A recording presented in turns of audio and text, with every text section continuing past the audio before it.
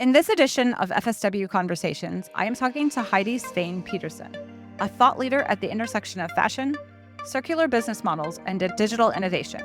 As head of digital for the Lifestyle and Design Cluster in Copenhagen, she helps brands leverage cutting-edge technologies like AI and blockchain to enhance transparency, reduce waste, and drive meaningful change in the industry.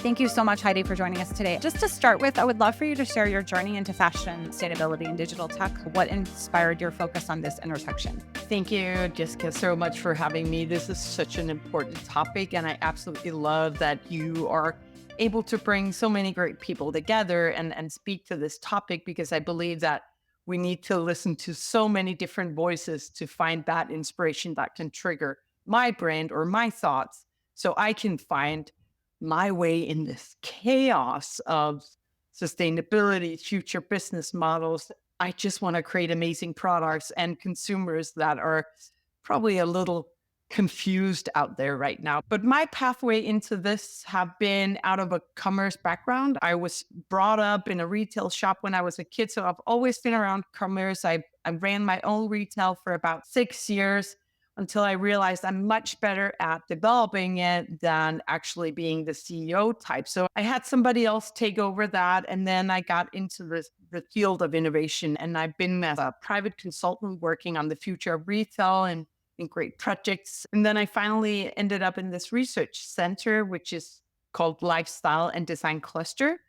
We're a national business cluster out of Denmark. And here it's our mission to support brands in being the most innovative in the world. And we do so by raising funding or matchmaking with research and the private sector, or really trying to bring together the partners that need each other, but maybe don't know each other. And my focus here and my great passion is the technology side of it. So I believe if you took out Gartner's hype cycle, you would have my career path jotted on all those lines. So now we're saying blockchain and AI, but when I started talking about this, we were in the field of talking about, do we want e-commerce?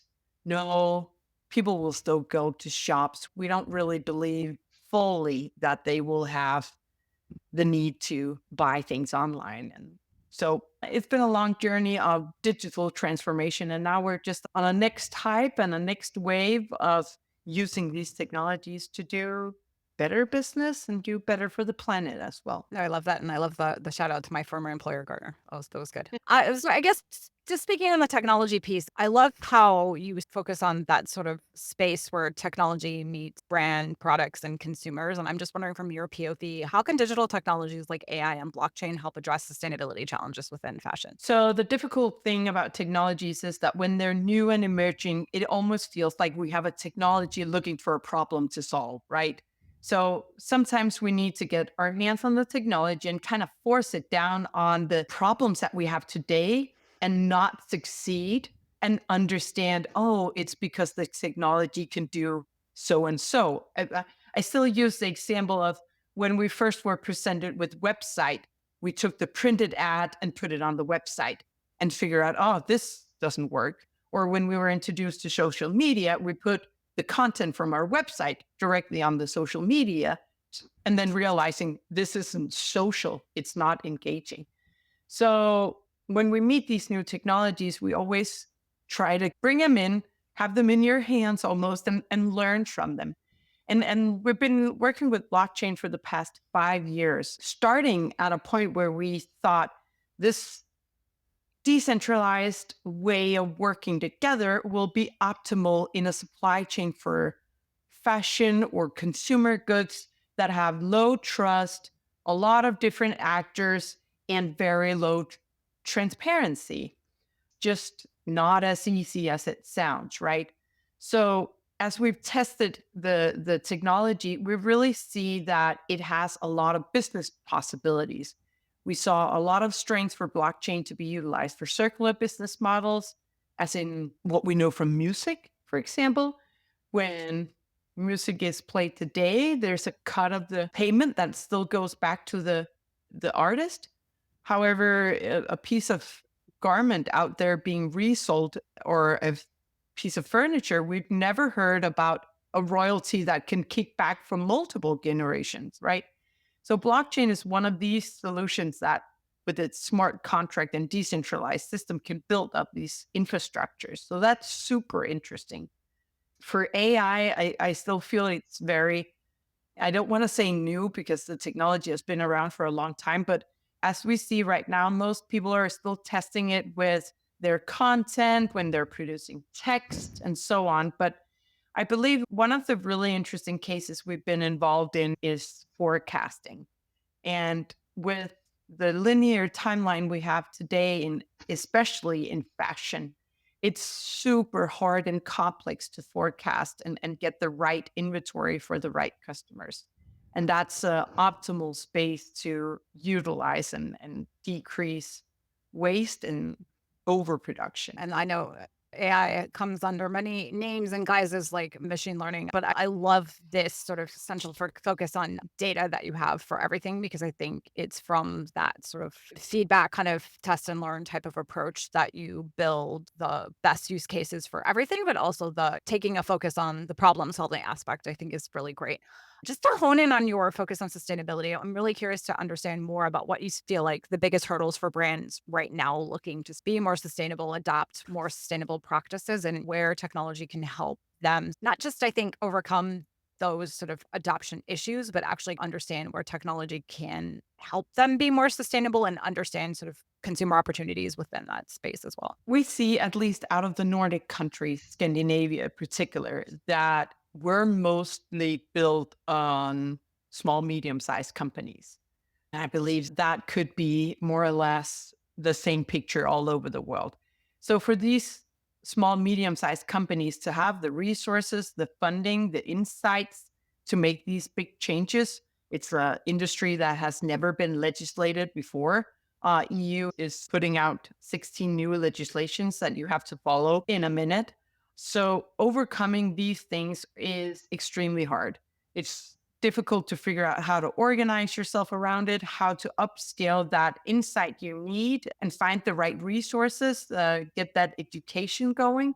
And then all the while, you have a bunch of interesting technology providers calling you up saying that they have the holy grail and they can do everything for you. So we see, at least in the brands, that they're really struggling with how to organize, how to bring in the right competencies, and then how to navigate in which solutions, how to tackle this, how to deal with this. And then most of all, we have to move forward to an industry where we can make money on garments or on products several times, because we can't afford to produce the same as we do right now. So we need to decouple growth and production. We need to sell more and produce less.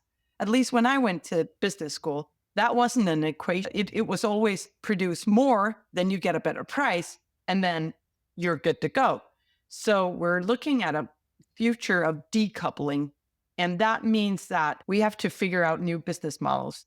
And that is extremely hard to pivot while you're in a linear, produce new, sell new, and then pivot over to totally different type of revenue stream. I'd be actually curious to understand more about how you work to educate brands on adopting that new business mindset, because sustainability, it gets a lot of buzzwords around it. And I think for brands to really be able to level set, what does this actually mean? Yes, I have to participate, but why and what is the best way to approach this problem? I'm just curious how you educate and inform on this is how to tackle this for your brand. And also any examples you have of brands who've taken this on and have started to approach being more sustainable. It's difficult to say what is sustainable and how we're working with it. And with that buzzword, there's been multiple translations of what that could be.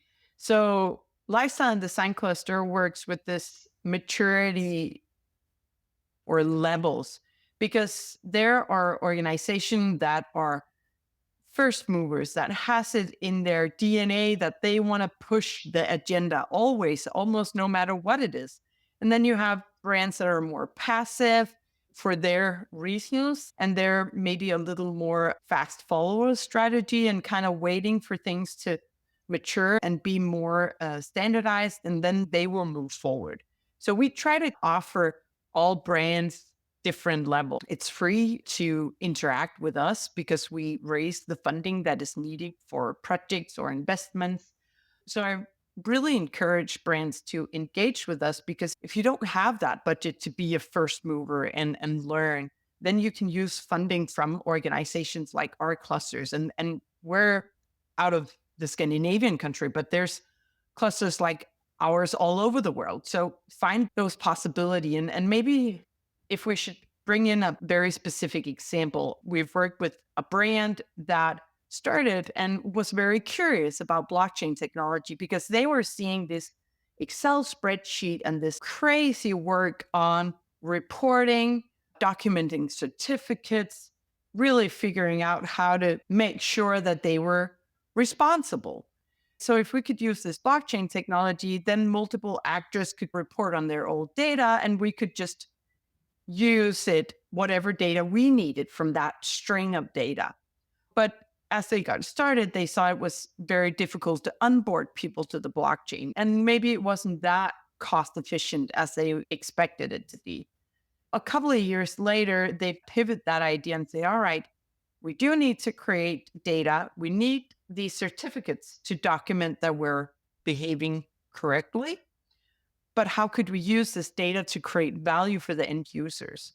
And today they've launched a product where the care label has a QR code. And on top of the QR code, it says, don't cut me, I have value. So trying to nudge the consumer to scan the QR code. And when they scan it, it pops up with a free repair service, a way to resell it, or a way to dispose of it when you don't want to use it anymore. And I really like that they are trying, even though that we have to be careful on what we speak about when we say sustainability, they're really trying to bring it forward to create value for the end user.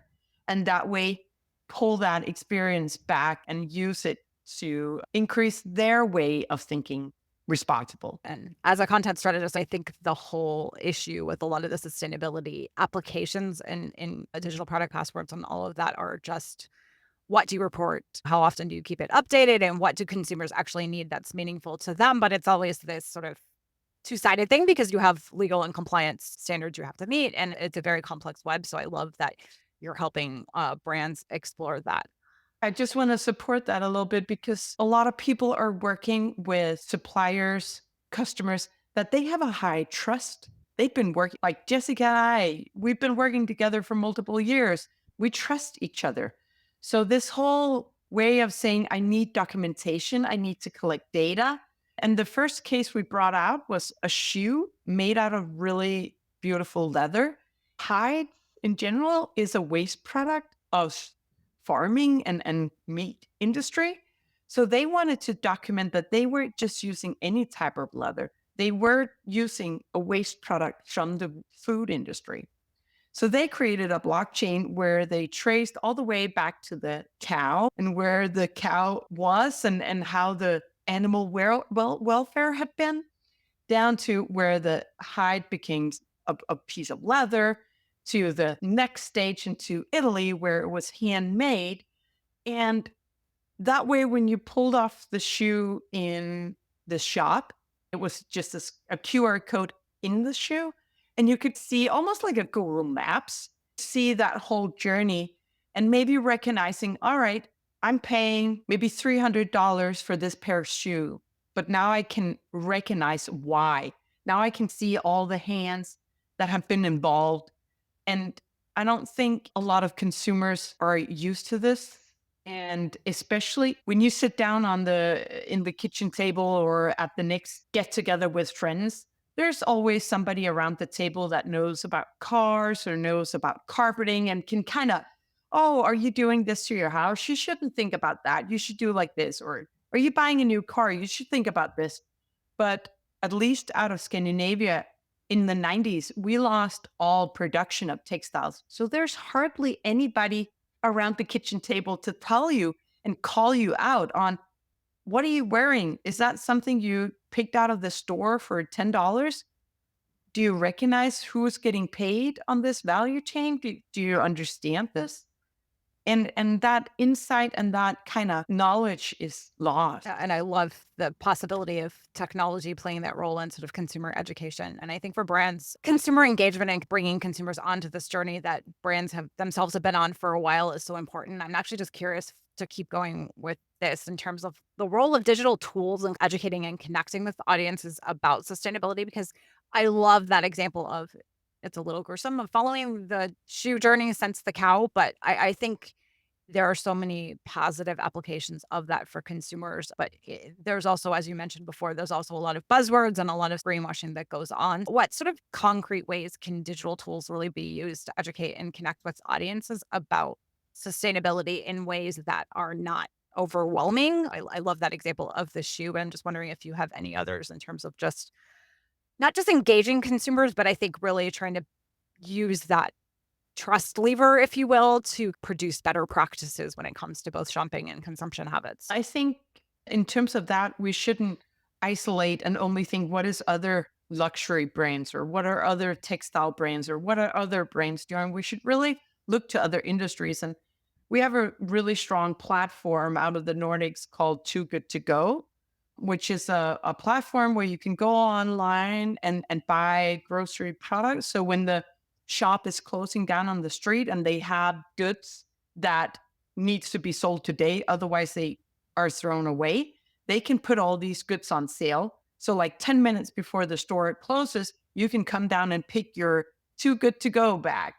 So that's a neat collaboration, and they've used technology to merge the shop and users that wants to buy these products. But they have done an excellent job on translating what my impact is. So when I pick up a Too Good to Go bag, I get this little digital dashboard where it says, oh, today, Heidi, you saved 100 cups of warm coffee, or you saved 5 hours in a hot shower. So they reflect that CO2 footprint into something that is familiar for me and recognizable.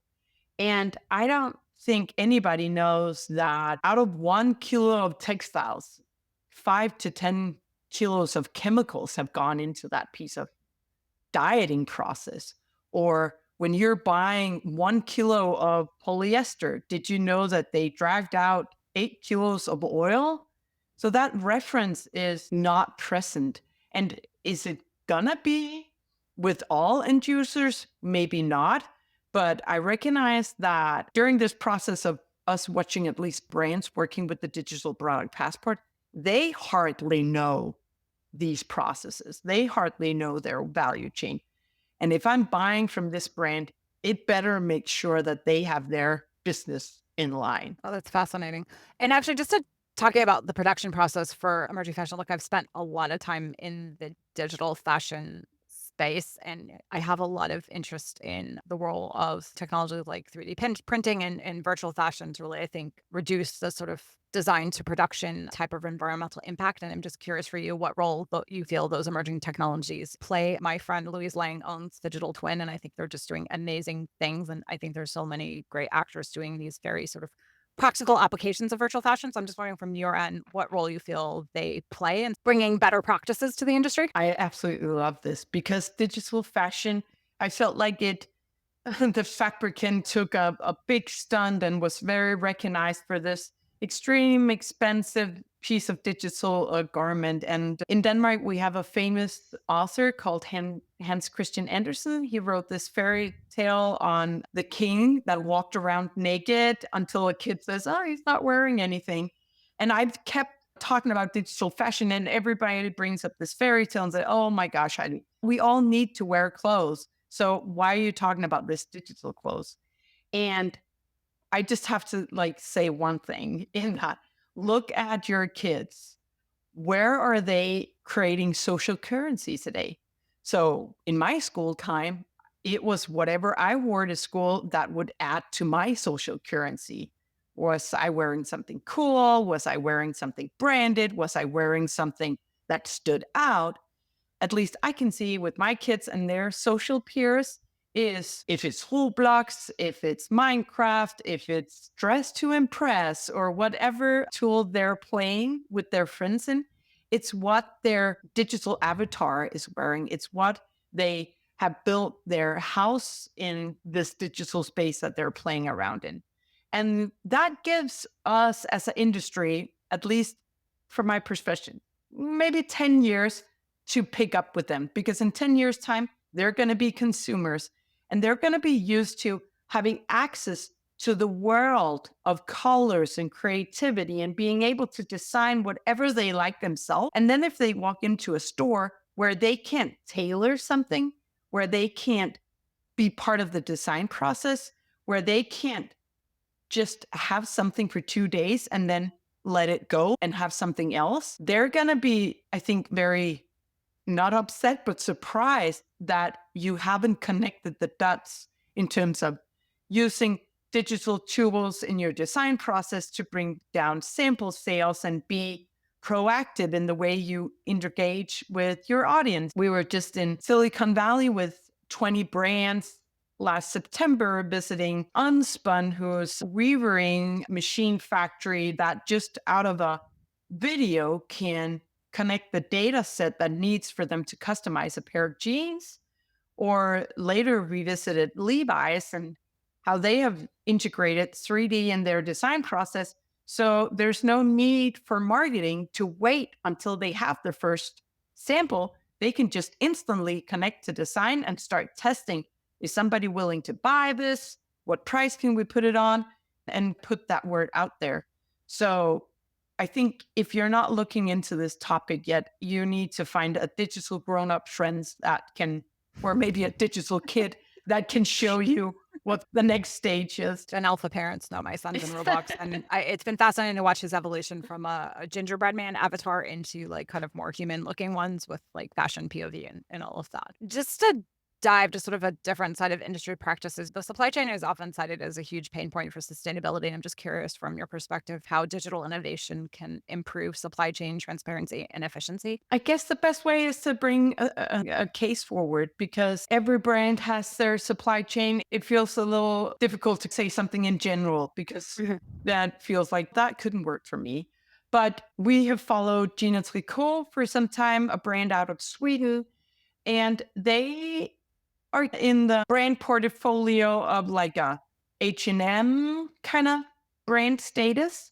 And they were curious about how they were going to be able to move from that fast fashion stage.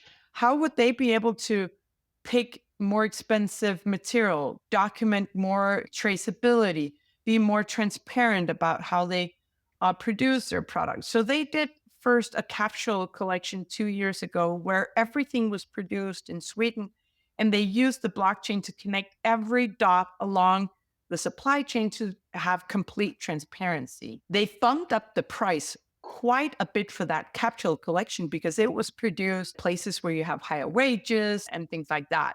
And it sold out in 2 hours. So they were confirmed that, all right, when we do it right, we still have a consumer base that want to tap into this.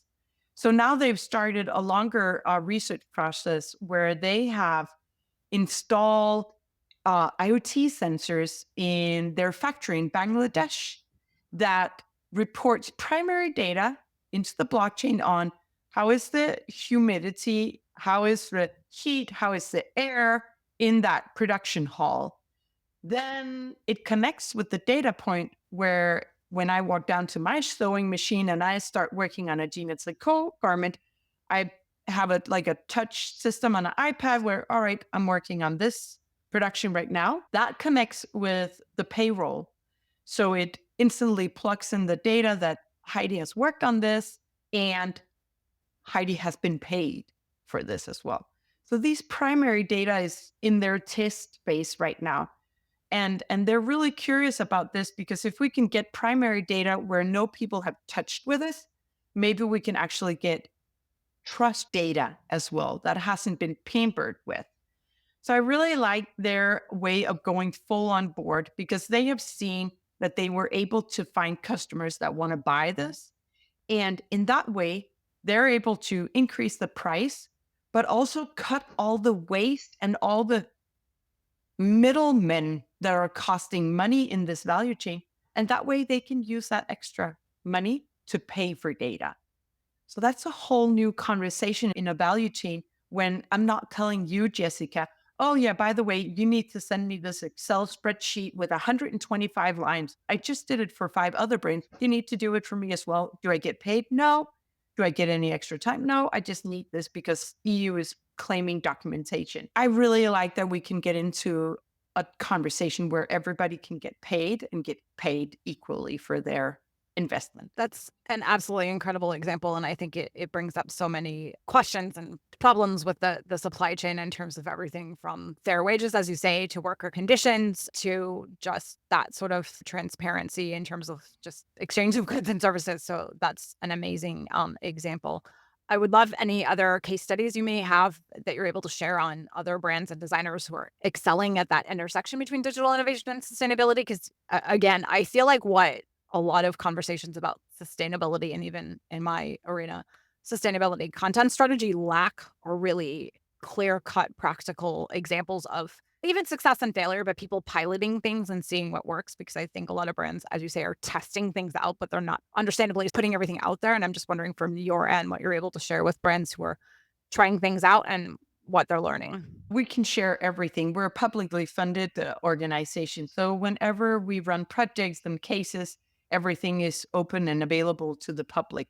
And I really think that's important because nobody can do this alone. So we're in a situation where we need to collaborate, like collaborate in the morning, compete in the afternoon, right? And strongest competitors, we need to link up with them, and we need to find our way of what can we do with sustainability as one brand. Because now Gina Tricot was one case, but I absolutely love Global Fashion Agenda supported bringing together a bunch of suppliers and the brands. So for example, bestseller and H&M out of Scandinavia, bringing them together and talking about how can we make a change here. And this is where the CFO came in. And this is what I love about their case is that we often end up talking about sustainability with the sustainability manager, and they're frustrated and stuck because they're reporting and working with certificates, which is normally something sourcing or finance would have the capabilities of doing. And they're trying to gather all this data, but they don't have a language to speak with marketing and branding. So it's really go back, figure out what roadmap could you work with. But the case of Global Fashion Agenda, bestseller, and H&M, and a couple of other brands, were that they pulled together the resources to invest in green energy in their production sites, actually installing solar panels and supporting these factories, which doesn't have all the resources. One day they're asked, please reduce water in your production, but I also need you to produce this garment, which increases water 30%. So many barriers and possibilities, but I love these multiple actor projects where you make an investment for a bigger purpose, but it supports your brand individually as well. And I think for bigger brands, it's such a great thing to hear them do. But I also know that you support a lot of smaller and independent brands. And so I'm just wondering, how do you help them keep up with the technology and sustainability demands of all of this? Because obviously they don't have the budget. They tend to lack both the awareness and the education, I think, and even access to the tools they need to do this. I know there are a lot of native D2C brands that are sustainability by their sort of inception, but there are other brands that aren't. I think there's still time to change. Don't freak out. Don't think you missed the train. Don't panic. Just slowly get your act together and make an idea of what to move forward. And one step is one step. We had a furniture brand that actually created a brand new product line that they called one seat at a time, because they felt like they constantly tried to push the barriers of sustainability. But as soon as they moved forward, something else changed again. So they wanted to communicate that they were doing their best, trying to constantly push forward. And they named the product line one seat at a time to really symbolize this. So I love that storytelling and think that very honest and openness that brands dare to use, that supports that their consumers feel like they can go on the journey with them. Because everybody can understand change is difficult, But if you don't get any communication and you just assume, oh my gosh, they're doing this as a big brand, then everybody else can do it as well, right? So being open and honest. And I love small, medium-sized companies. They're agile and their decision-making processes are often a lot faster. So they can instantly test something, evaluate it, and implement it. They're really vulnerable in the supply chain because they don't have a lot of decision power when they're a small, medium sized company. But we see, at least out of Denmark, we're one of the highest ranking countries when it comes to resell. So the whole resell, as in shops or online resell, is really growing fast. It's 14% of the consumption today. And there's put forward an ambition that by 2050, 80% of the revenue in Denmark comes from secondhand sale. And this is actually where we see the smaller brands moving first because they can pick up a fast revenue, but they also see new customers coming into the brand and new awareness. And it gives them an opportunity to understand, how long does my product actually live? Where did it go? Why did people throw it away, or why did they resell it?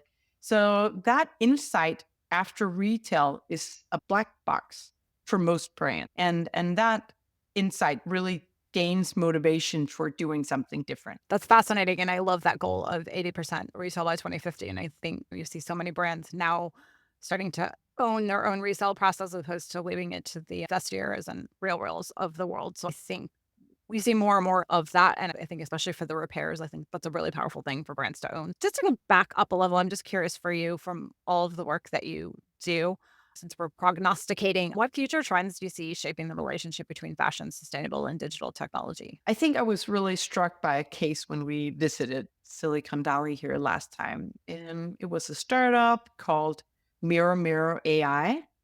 And these amazing women that built this platform is building a hyper personalized experience. So the idea, you recognize it from the movie Clueless some years ago, but the idea of having a digital closet and being able to really, what should I wear today? And all these questions that can be a very annoying things in the morning getting out of the house. What I loved about this was that they took it a step forward. So not just digitalizing your wardrobe, but connecting it to, all right, Heidi, here's a product you haven't used for a long time. Do you want to resell it? Connecting their platform to resell platforms or branded platform, actually sharing that data and saying, hey, there's a request for this product and you haven't used it for a long time. Do you want to ship it off to somebody else who could love it? Now you don't anymore. And that sparked a really interesting topic for me because we've seen glimpses of hyper disrupted companies in the luxury and fashion industry, but we haven't really seen a Airbnb or an Uber or the whole Nokia Apple Yeah. story. We haven't really seen that big breakthrough in our industry yet.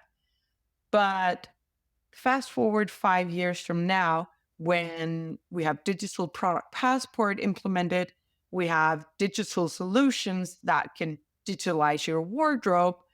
All of a sudden, these products that are dead in your house can be activated.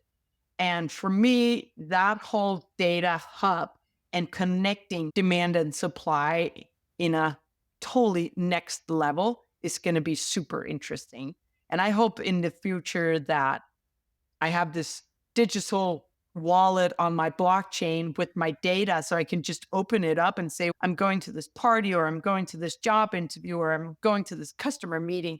What do I need to wear? And the data can just be used to put together whatever I specifically need. I think that's amazing from the standpoint, especially, look, I'm a content strategist, so I can't turn that off. But I think a lot of the gap on the sort of audience side of things, it is hyper personalization, but this sort of urge that social media has brought up from everyone to co create in a sort of community building type of thing. And I think to both at once personalize, but also build community and that sort of connection point in a way that you're really, I think, directly contributing to a more sustainable ecosystem for fashion is incredibly powerful. So I love that. And I really hope that's the direction we go in.